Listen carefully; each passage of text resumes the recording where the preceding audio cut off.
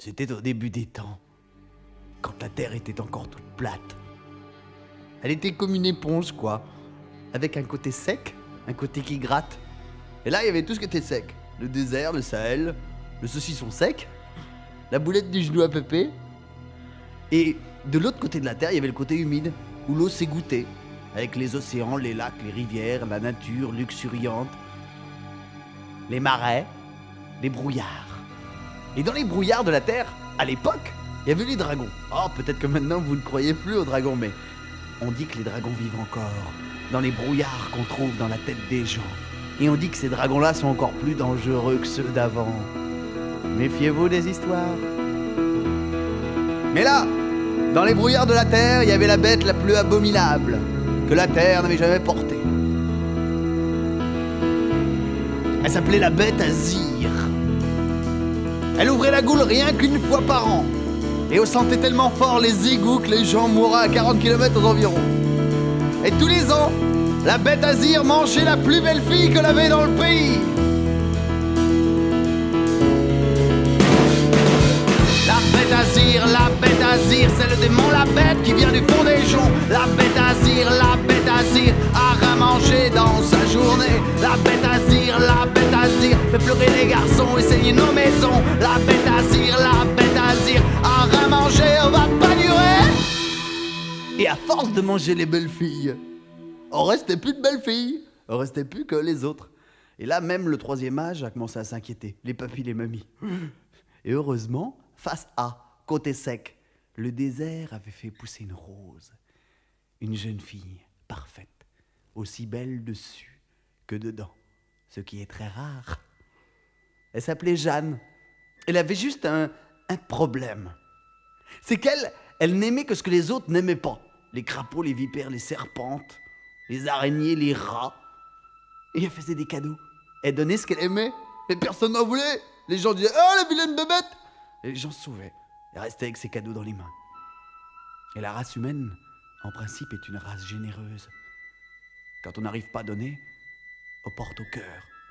Et elle, ça l'a rendue tellement triste qu'elle a décidé de mourir. Et elle s'est jetée dans le puits central. Et elle est tombée pendant 3 jours et 3 nuits. Et au bout de 3 jours et 3 nuits, elle est arrivée de l'autre côté de la terre, face B. Elle est arrivée dans les brouillards, dans les marais. Tout était carbonisé. On sentait très fort les égouts. Et en face d'elle, émergeant des brouillards en gantine, vous savez ce qu'elle a vu apparaître ?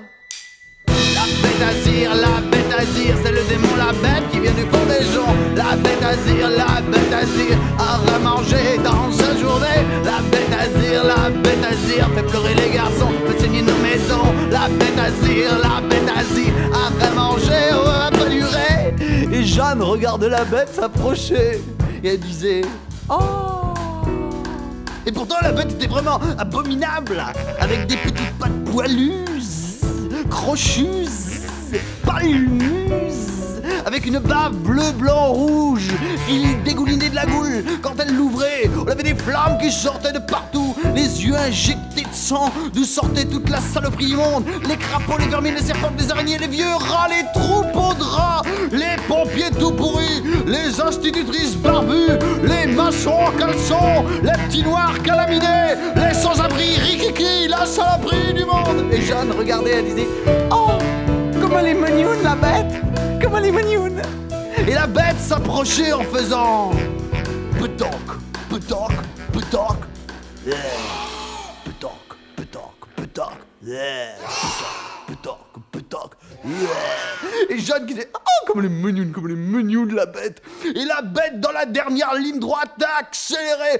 Petoc, petoc, petoc, petoc, petoc, petoc, petoc, petoc, petoc. Elle a ouvert la goule comme pour enfourner Jeanne. Mais Jeanne lui a sauté au cou. Elle a fait oh, comme elle est mignonne, comme elle est mignonne, comme elle est mignonne. Et elle a bisé le dragon. Et le dragon avait pas l'habitude qu'on le bise. Alors il est devenu tout rouge d'émotion, il a le cœur qui a palpité, qui a commencé à gonfler, tellement gonflé que... il a explosé. Et il y a des morceaux qui sont tombés pendant 3 jours et 3 nuits. Tombés sur la terre, ça faisait chioc. Et au bout de 3 jours et 3 nuits, quand le brouillard a été dispersé, en face de Jeanne à la place du Dragon, vous savez ce qu'elle a vu apparaître sous ses yeux ébahis et étonnés? Un prince! Un beau gars, comme elle les aimait, avec des boutons, des bouffioles partout sur la goule. Il n'avait plus de cheveux sur la tête, il avait rien qu'un œil et il trouvait encore le moyen de loucher. Et quand il a souri, elle a vu qu'il n'avait qu'une dent qui brandigolait dans la goule. Le soir, pour lancer le bal, sa jambe de bois s'est dévissée, il est tombé le derrière par terre, au milieu des amis de Jeanne qui étaient réunis pour l'occasion. Les crapauds, les vermines, les serpentes, les araignées, les rats, les scorpions, les vieux devoirs de vacances, la saloperie réunie, les pompiers tout pourris, les institutrices barbues, les maçons en caleçon, les petits noirs calaminés, les sans-abri rikiki, tout le monde était là. C'est la valse à Jeanne qui donne de l'amour à la donne. C'est la valse à Jeanne qui donne de l'amour à la donne. Et moi, j'étais là-bas aussi, ce soir-là. J'ai pris un petit morceau de brioche, je l'ai mis dans mes sacoches de mobilette, je suis reparti sur la route, il y a une petite souris qui a traversé la route, il lui est monté sous la couette, on a fait tititi et le conte est fini.